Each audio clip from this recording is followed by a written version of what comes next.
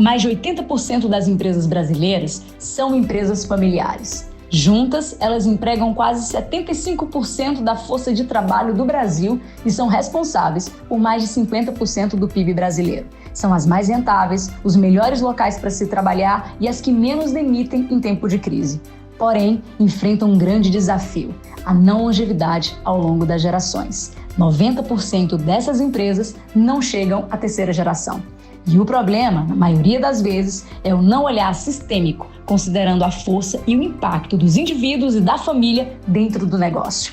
É por isso que há quase 20 anos nasceu o Instituto Empresariar, o primeiro instituto do Brasil especializado em empresas familiares e famílias empresárias. Fundado por uma das maiores referências do tema no Brasil, Cícero Rocha, com visão sistêmica e método próprio, validado em tese de doutorado, pesquisado e chancelado por escolas de referência nacional e internacional, o método BFB, um método que vem transformando empresas em todo o Brasil. Mais de 480 empresas familiares atendidas em mais de 1.800 projetos implantados. É ciência na prática e que gera resultado. Se seu negócio é uma empresa familiar, seu parceiro estratégico é o Instituto Empresariar.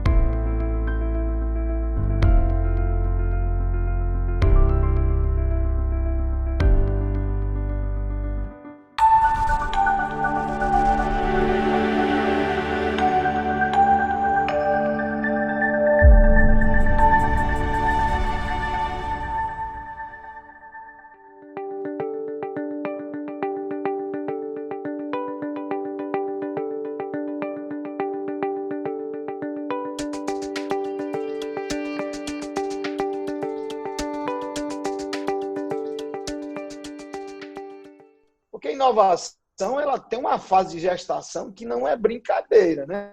É um negócio que não existe, né? E aí você vai para um ambiente mais conservador, que é de uma empresa familiar, que diz, rapaz, está devagando muito. Mas qual é, nessas horas difíceis, o que era que fazia você se segurar e dizer, rapaz, eu vou, o que era o amparo? Como é que era isso? Eu tive a sorte, Cícero, de estar numa família que sempre apoiou muito, né? Não só eu, mas com meus irmãos também. E aí eu falo de apoio não só em educação, que sempre foi uma base muito forte, né? Então, tivemos a formação que a gente queria, fomos atrás, né, dos cursos que a gente gostaria de fazer, sempre tivemos esse suporte, e eu acho que isso aí foi super importante. E não só aí, né, mas mesmo quando eu não estava ainda nessa segunda fase na empresa familiar, quando eu fui para São Paulo, depois que eu acabei meu MBA lá, eu resolvi ficar, né, e aí fiquei durante esses mais 7, 8 anos, no total tive 9 anos em São Paulo. Tive ainda o suporte deles, acreditando muito, né, no meu projeto, né, como empreendedor, né, me dando ali o suporte não só inicialmente ali o suporte financeiro, mas o suporte emocional que eu precisava realmente para passar essa fase, né? É um caminho, a gente sabe que empreender é um caminho difícil, um caminho muitas vezes muito mais complicado do que a gente ir para uma carreira executiva, e realmente esse suporte, né, que a gente sempre teve foi fundamental para a minha formação e também para ter a coragem, né, sempre de seguir em frente e assumir o risco. Eu sempre pensei que o momento de assumir risco seria ali, né, logo depois de me formar, e realmente o empreendedorismo, né, realmente sempre me fascinou bastante. E isso, para mim, a questão de empreender depois do MBA, eu costumo falar que foi uma escola muito maior eu ter esse meu empreendimento, né, essa minha empresa lá em São Paulo, do que o próprio MBA. Então, assim, foi muito importante, foi uma fase de muito aprendizado, de muito crescimento, e que me gerou toda a bagagem para eu conseguir entregar, né, no momento da volta para a empresa familiar, de conseguir entregar um projeto e ter a capacidade de execução para entregar realmente esse novo negócio. Então, foi tudo Perfeito. Muito importante aí nessa jornada. Felipe, é natural as pessoas, né? E às vezes eu estou mentorando as empresas familiares e a pessoa, olha, doutor Cícero, é muito difícil, né? E aí o jovem normalmente vai para o startup, que é o ambiente fora, né? Você vivenciou bem isso e você teve a experiência de um startup com a família, né? O cara que está começando hoje, né? Porque você sabe, o startup fora da família parece até mais fácil, né? Até porque, às vezes, a própria família empresária não entende bem o que é isso, né?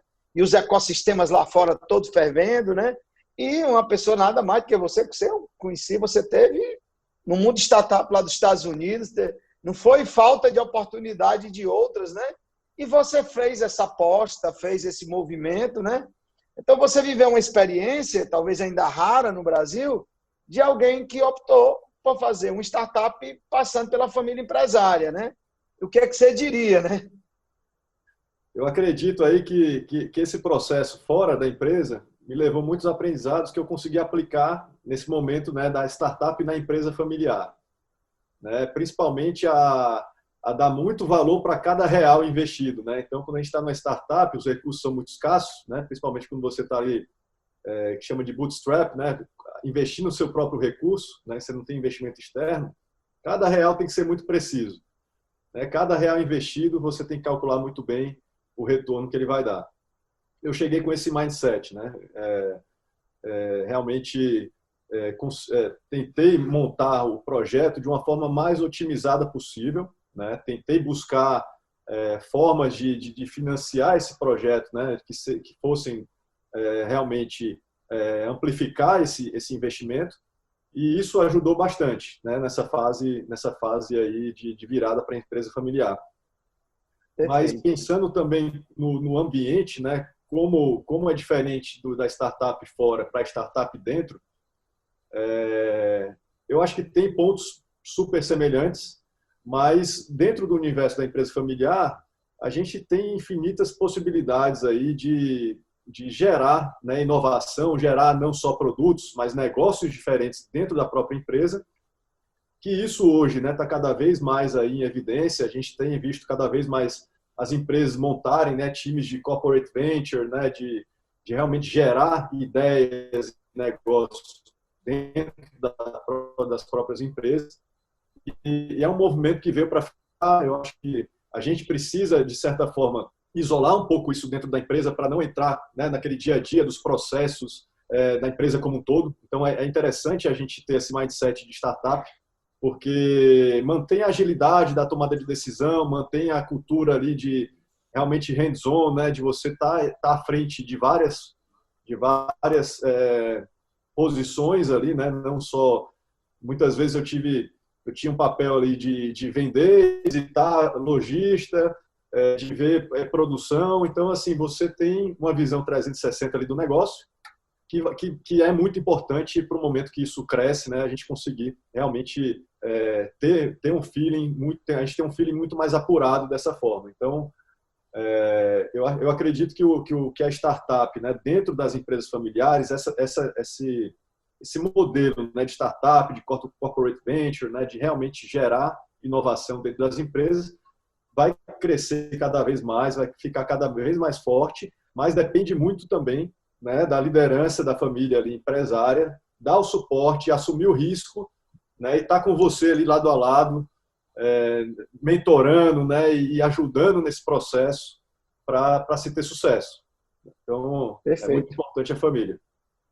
Felipe, eu queria ouvir um comentário seu, porque nas minhas pesquisas eu tenho percebido, e os pareceres que eu estou dando hoje sobre inovação em empresa familiar, é que as minhas pesquisas têm mostrado, você é um dos meus objetos de pesquisa, é que quando a inovação vem, claro, intencionalmente estruturada, com a nova geração, ela flui, e um detalhe, né? Com consequências positivas imensuráveis. Às vezes é capaz de reinventar o próprio negócio que já tinha, né? E aí eu queria que você comentasse essa segunda etapa, depois que a tal da castanha chegou e chegou mesmo, né? O impacto que ela trouxe no negócio tradicional que vocês tinham, né? E aí eu sei, acabou gerando um centro de gravidade estratégica, acabou atraindo o irmão, que era diretor de um grande grupo, e o cara veio, hoje ele é o cara, né? Me fala sobre isso aí também. Você acabou gerando a inovação dentro da empresa da família, acabou mudando a própria empresa da família, né? atraiu fortemente a segunda geração. Conta para nós aí como é que é isso. E para que quem está começando, pense em entender, porque às vezes está querendo fazer inovação, vindo lá pela área de TI ou tal, né? E às vezes tem uma nova geração aqui. Se for desenhada, estruturada dentro de um plano estratégico, né? Como é que é isso? Relata para a gente como foi essa revolução, entre aspas, né?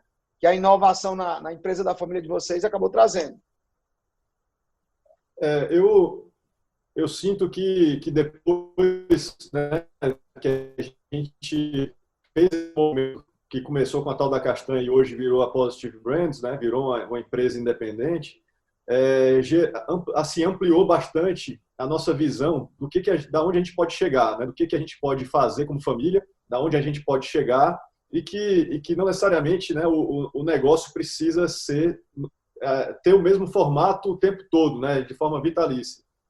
Então, isso gerou, como você mesmo disse, né, a tal da Castanha, esse movimento do varejo, gerou um centro de gravidade muito interessante para a família em relação à união em torno de um projeto, né, comum. Gerou realmente, até dentro de casa, a gente conversa muito sobre a tal da Castanha, sobre a Positive, sobre Django, sobre outros produtos que estão chegando aí. Acaba todo mundo participando desse processo, né?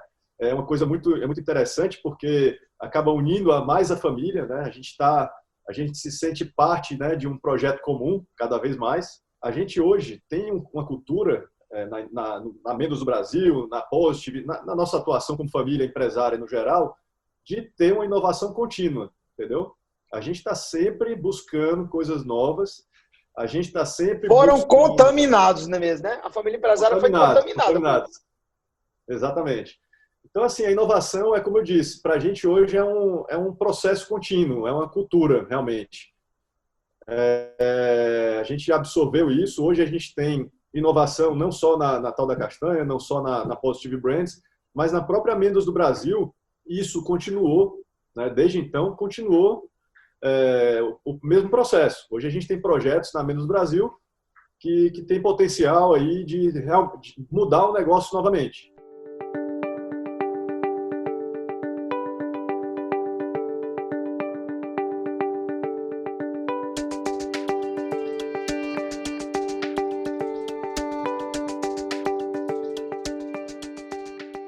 Outra coisa que eu tenho percebido, Ricardo, ainda antes da contratação, é o design dos organogramas.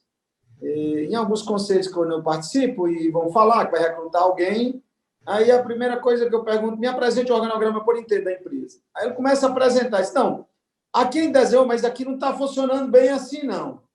Isso aqui ainda está no modelo e tal. É um desafio, né? Porque como é que você vai trazer alguém que às vezes não precisa ser só da área dele? Se a área que ele vai atender ou ter como cliente interno, por exemplo, se isso não está claramente definido, quer dizer, os papéis e responsabilidades dificulta, né?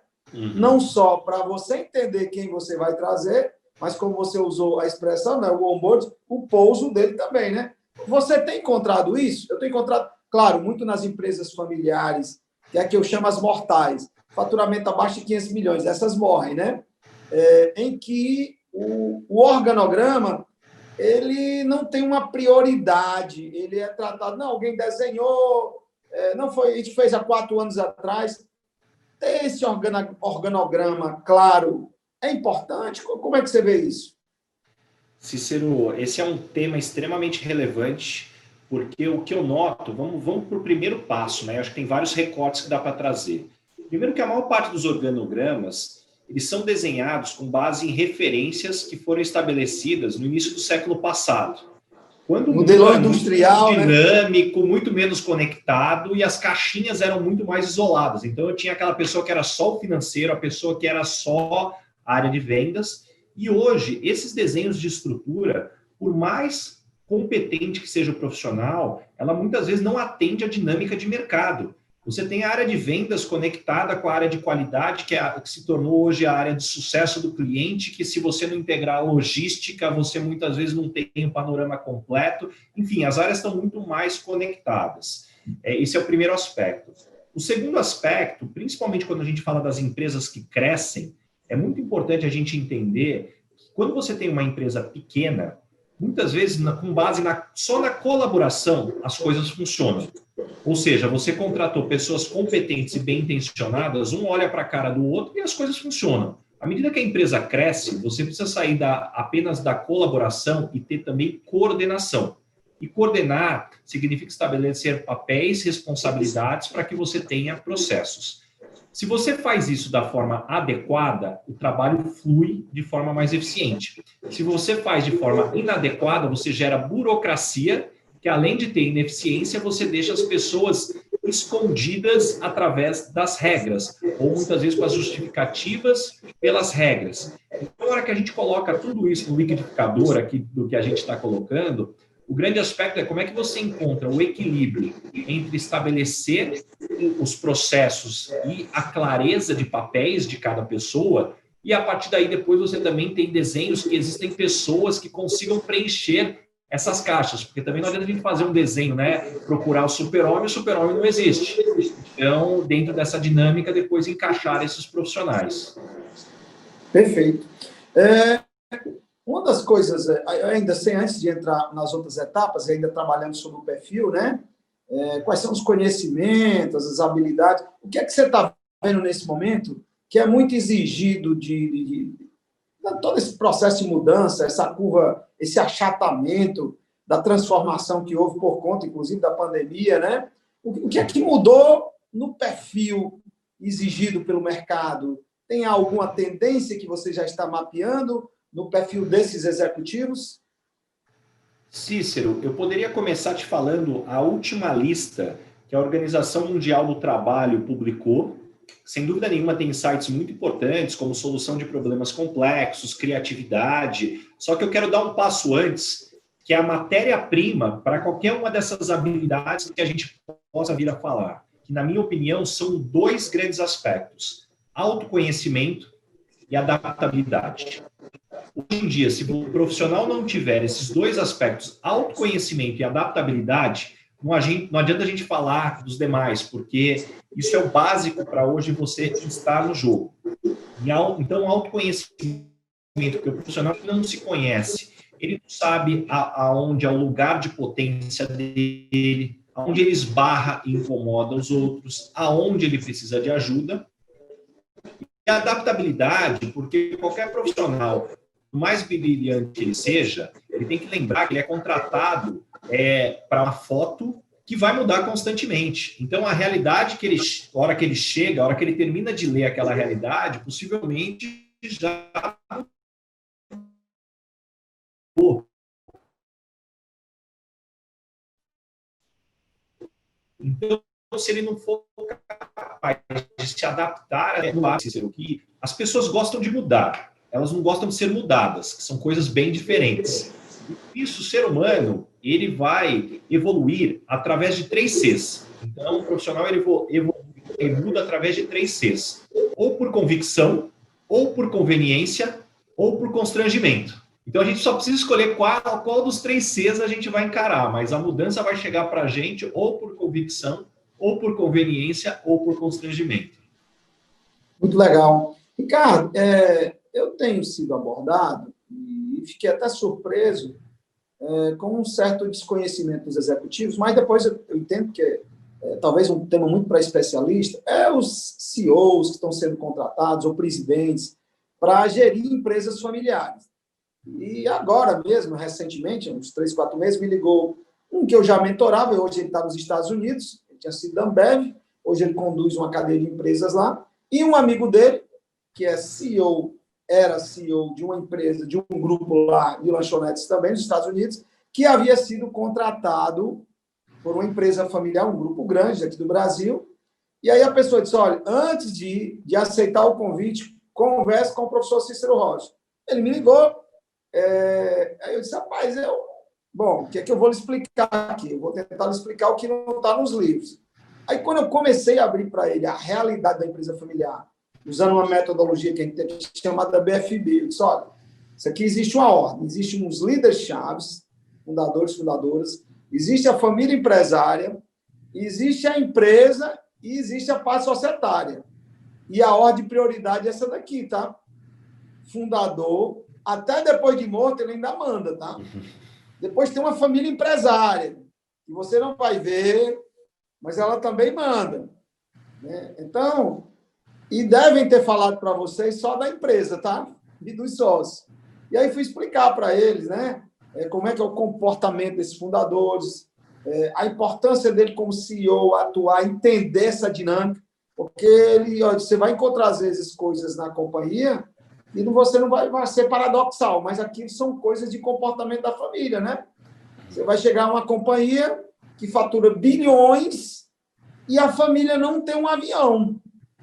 E você não vai entender, mas, rapaz, por que eles não têm um avião, andam no avião de carreira, e você vai ver que é uma característica que, em dado momento, se criou um estigma lá, que avião é um luxo que não reflete a realidade da família, e só quem explica isso é a família. Se você não entende, esses outros assuntos que vão aparecer, você vai... Como é que você tem visto isso? Porque a empresa familiar, ela traz essas duas temáticas. Uma delas que eu chamei os líderes-chaves, que às vezes não é só o fundador, o dono, viu? São funcionários muito antigos, que você chega lá, você não entende, porque aqui ele está lá, mas ele estabelece um status quo. Como é que você vê isso no dia a dia, no recrutamento e seleção dos executivos? Esses diferenciais que a empresa familiar tem de uma não familiar? Eu acho que esse é um aspecto, Cícero, que sem dúvida nenhuma, ele entra no como a gente avalia soft skills. Que os soft skills, no final do dia, eles são uma combinação do nosso perfil. Então, a gente nasce com determinadas predisposições, mais o que a gente recebe da nossa família, mais do que depois é passado na nossa criação com as pessoas que a gente se relaciona, e chega nas primeiras empresas que a gente trabalhou e formam as nossas referências. Então, a partir daí, eu sempre costumo dizer que o profissional ele tem que ter a habilidade de entender que não existe certo ou errado. Óbvio, existe certo e errado quando a gente fala de questões éticas, mas quando a gente fala de preferências, questões culturais, não tem certo, não tem errado. Se eu chegar no Japão falando a 100 decibéis de altura, possivelmente eu estou gritando. Se eu chegar na Espanha ou na Itália e falar a 100 decibéis de altura, eu estou falando baixinho.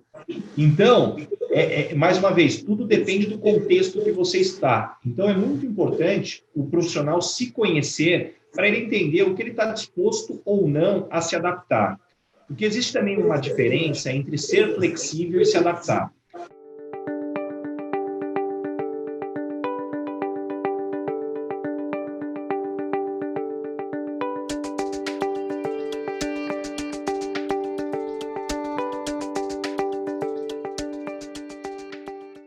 Não que a empresa familiar não observe o lucro, o balanço, mas para ela, eu digo, isso é eventos.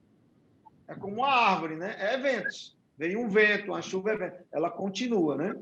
E aí eu queria falar agora também, Joana, nessa visão de marketing de vocês, ela tem muito a ver também, eu percebo, a inovação. Vocês se posicionam muito como uma empresa inovadora, né? É referência, vocês...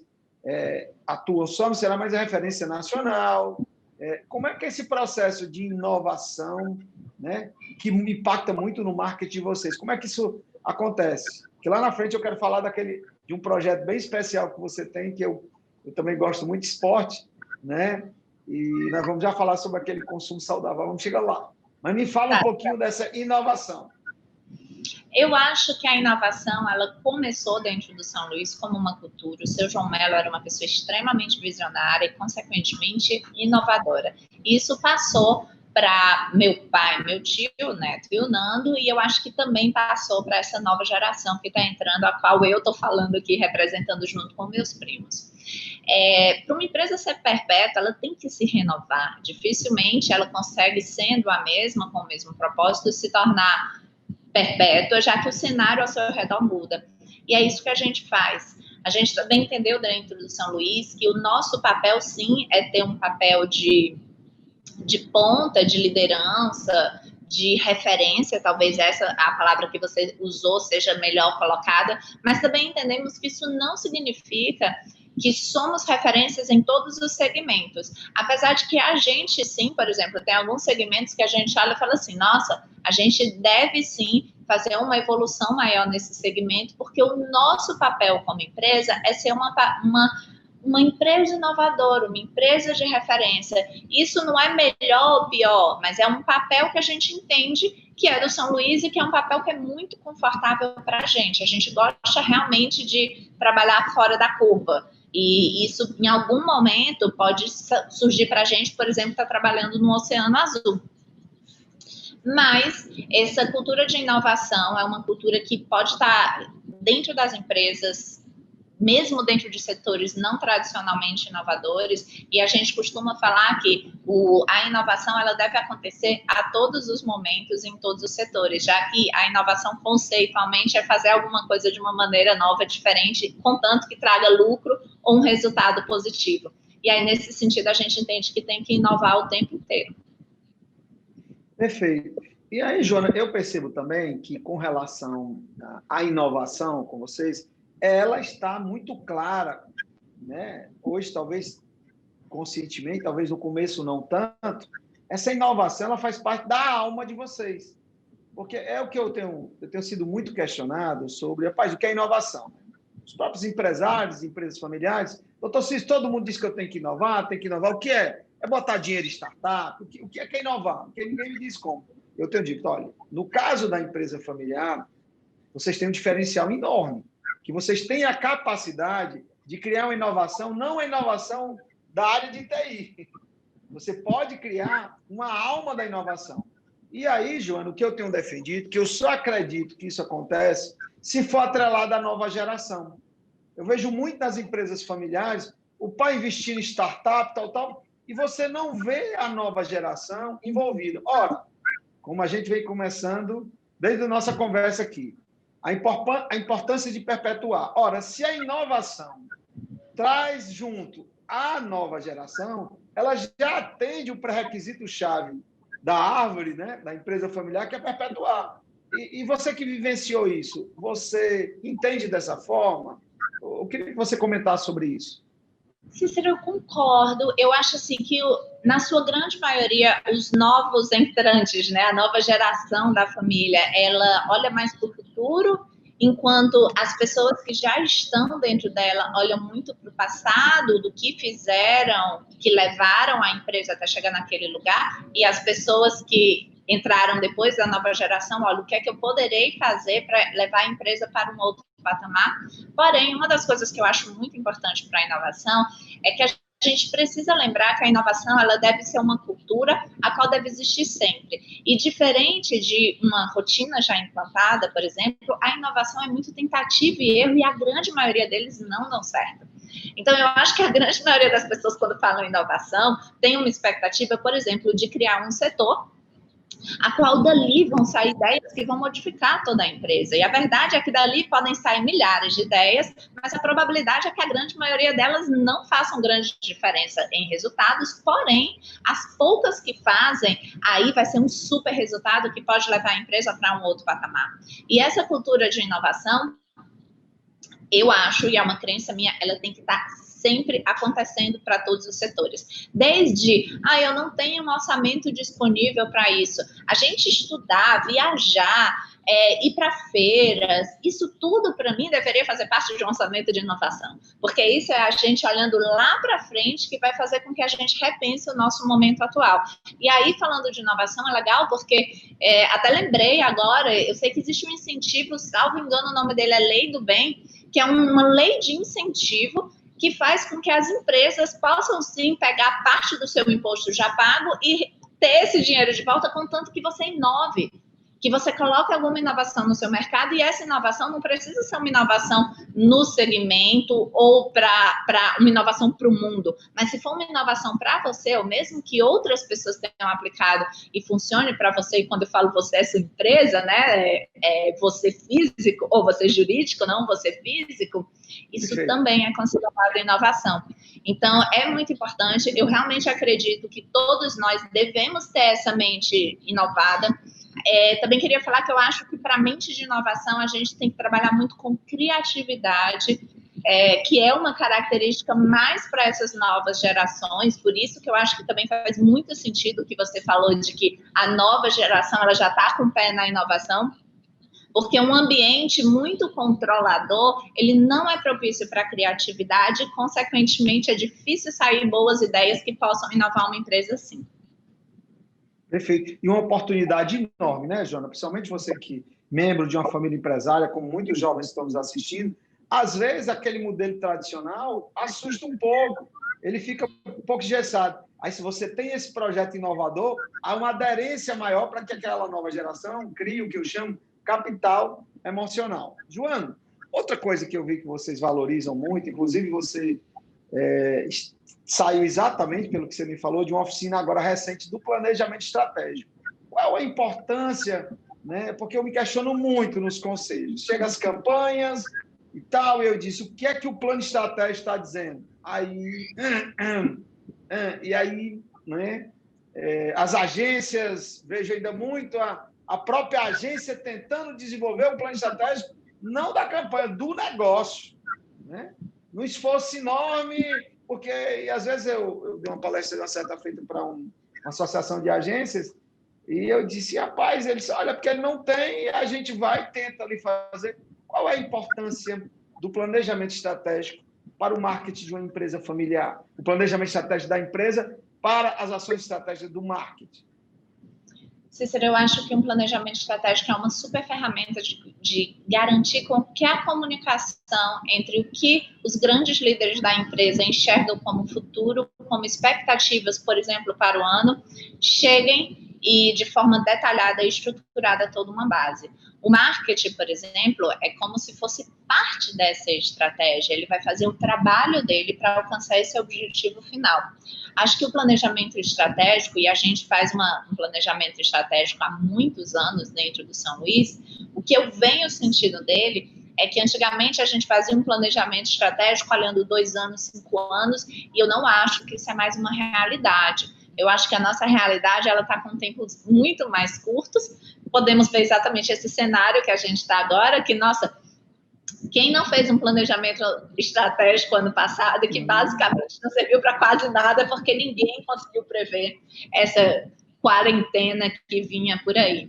Porém, ele é um guia, e aí eu acho muito legal, porque quando se fala um plano, ele não é um plano com uma garantia do que vai acontecer. Por isso que a gente faz ferramentas como, por exemplo, análise de SWOT, que a gente consegue se adaptar vendo os nossos pontos fortes, pontos fracos. E, Joana, não é um plano de adivinhação, é um plano de previsão, né? Exatamente. E quando a gente sai com aquilo, a gente sai com um rumo. A gente não sai dizendo necessariamente com uma certeza. E aí, todos nós vamos fazer como se fossem ações e que todas essas ações estão sendo direcionadas para o mesmo lugar. Isso faz com que a empresa se una e tenha mais força e seja muito mais fácil estar alcançando, sim, os objetivos.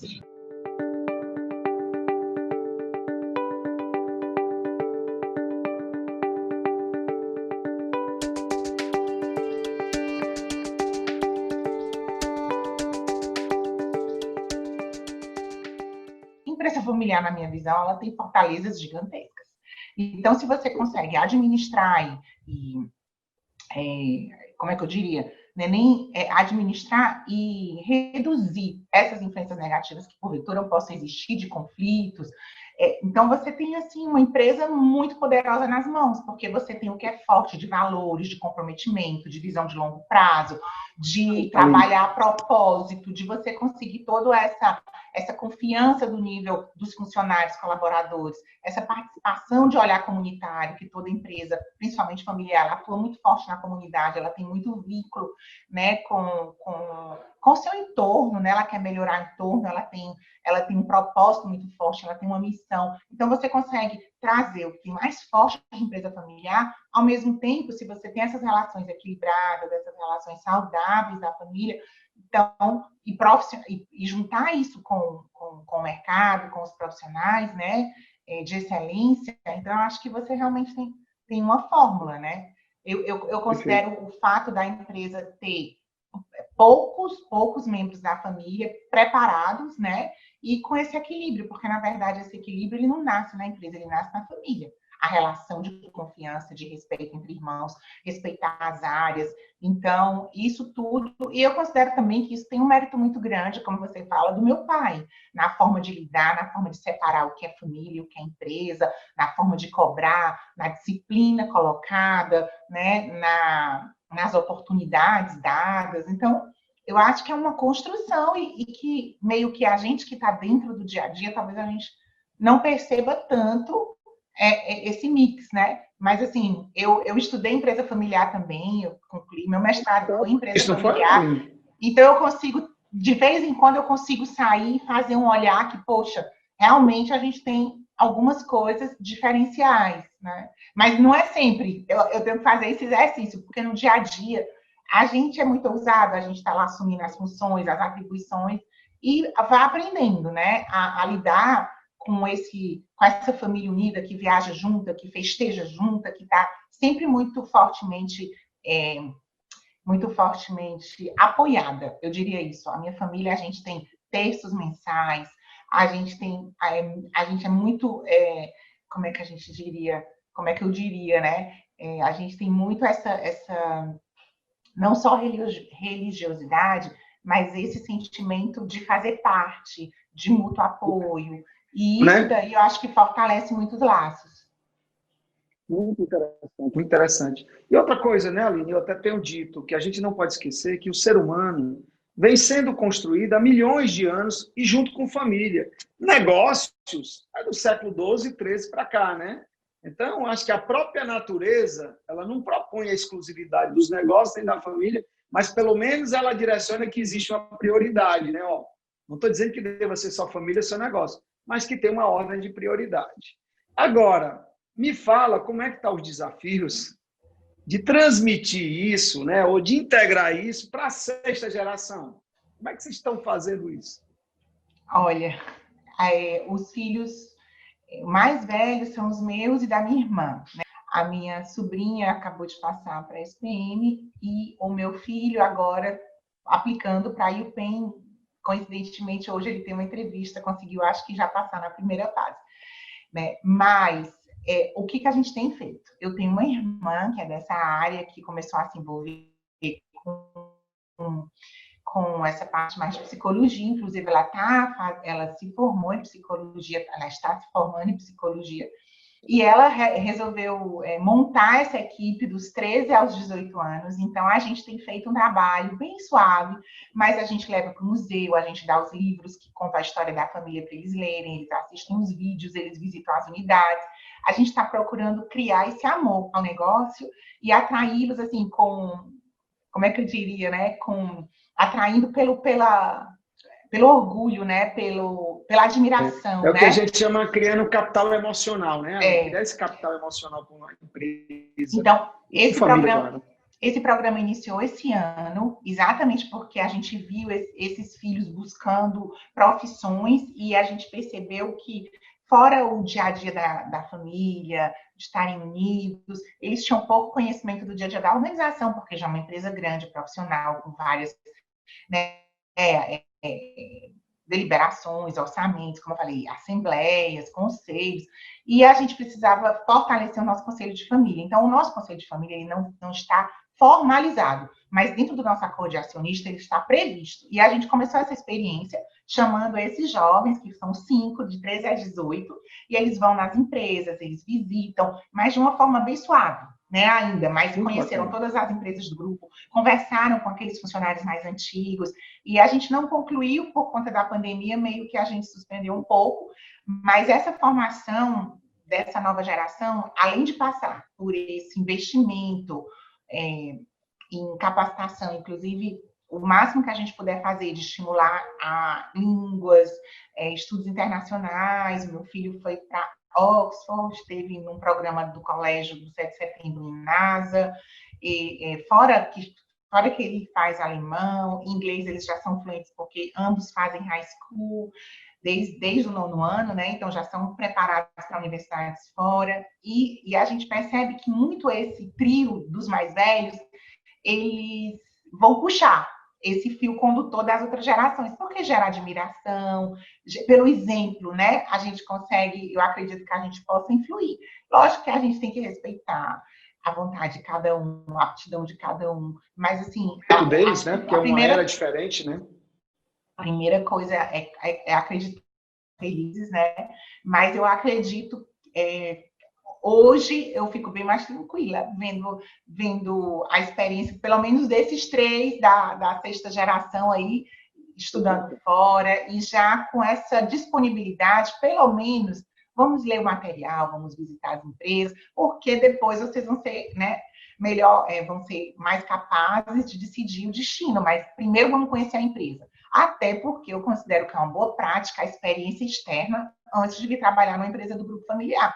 Então, é algo que a gente sempre, eu acredito particularmente, está no nosso acordo de acionista também, na parte de código de conduta, que para que trabalhe dentro da empresa, essa nova geração tem que ter formação, assim, exemplar, ela tem que estar no mesmo nível de profissional do mercado, e para eles entrarem na empresa, eles precisam ter uma experiência externa, em alguma empresa da área do grupo, assim, está muito clara a nossa... Né, que a família de vocês futuro. Entendeu como oportuno, né? Como? Eu não... critério que a família de vocês entendeu como oportuno, né? Para a formação deles, essa experiência externa, né? Sim, sim. Não, a gente tem, Cícero, todos aqueles instrumentos, né, que são de boas práticas. Então, além do acordo de acionista assinado com todas as cláusulas, com todas essas questões de sucessão, o meu pai, como você fala, que ele é um visionário, de fato, no final da década de 90, ele já trabalhou toda a sucessão dele, dividindo todas as cotas, trabalhando cada filho, fazendo uma doação com usufruto, né? Uma doação com usufruto com várias cláusulas de comunicabilidade, inalienabilidade, que garantem mesmo essa clareza, essa robustez no sentido da parte patrimonial, né? Da sustentabilidade é isso, né? Da sustentabilidade, então tudo isso foi pensado ainda no final da década de 90, inclusive nós tivemos uma visita na época do consultor João Bosco Lodge, mais ou menos em meados de 90, e aí ele nos apresentou uma pessoa que fez todo esse planejamento sucessório do ponto de vista de estruturação societária, e desde então a gente montou uma hold, da hold montamos o FIM, né, onde toda a empresa, desde essa época, ele doou todas as ações para os filhos, com cláusula, né, com usufruto vitalício. Então, essa parte é muito clara também no acordo de acionista, normas de venda, toda a parte de divisão, sucessão, isso é muito, muito tranquilo e resolvido nessa geração e acredito que para as próximas. Aí o acordo de acionista, o acordo de conduta, o código de conduta, ele já rege muito mais as nossas operações dentro da empresa, as nossas relações, tipo empréstimos, viagens, entradas de sucessores na empresa. E esse acordo, esse código de conduta, é que já fala como que o sucessor da 6ª geração deve entrar na empresa, que requisitos mínimos serão exigidos, exatamente para que a gente se proteja do que a gente sabe que são algumas fraquezas da empresa familiar, né? Que basicamente... Entendidos, conflitos, e aí vai, né? Eu acho que a maior fraqueza é, muitas vezes, o herdeiro, ele não tem aquela garra da geração que empreende. Ele achar que já está com tudo resolvido, a vida ganha, e que, então, a gente pode trabalhar, trabalha... Eu concordo com você, inclusive eu defendo que as empresas familiares não estão precisando que a gente forme herdeiros, mas que forme lideranças, né? Porque a herança já está prevista em lei. O problema é o que ele vai fazer com aquilo que ele vai receber. Então, nós temos que formar lideranças, né? Porque esses indivíduos de família-chave e famílias empresárias, eles são a essência de lideranças. Se não são no mercado, são internamente, são referências, são exemplos. Aline, olha, você está me ajudando muito, porque você já me reduziu várias perguntas, principalmente quando a parte societária e a relação com família, você explicou muito bem, né? Você conhece muito bem isso do dia a dia. E aí eu vou aproveitar e agora entrar no ambiente do negócio.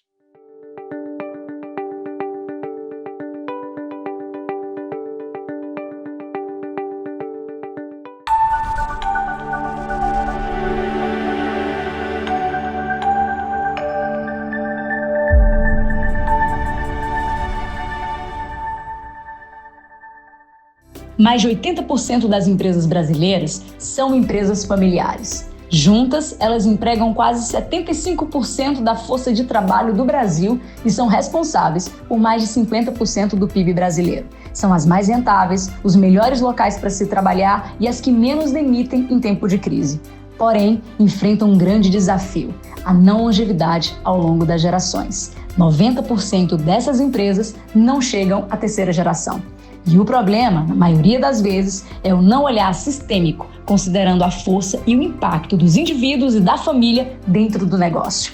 É por isso que há quase 20 anos nasceu o Instituto Empresariar, o primeiro instituto do Brasil especializado em empresas familiares e famílias empresárias. Fundado por uma das maiores referências do tema no Brasil, Cícero Rocha, com visão sistêmica e método próprio, validado em tese de doutorado, pesquisado e chancelado por escolas de referência nacional e internacional, o método BFB, um método que vem transformando empresas em todo o Brasil. Mais de 480 empresas familiares atendidas em mais de 1.800 projetos implantados. É ciência na prática e que gera resultado. Se seu negócio é uma empresa familiar, seu parceiro estratégico é o Instituto Empresariar.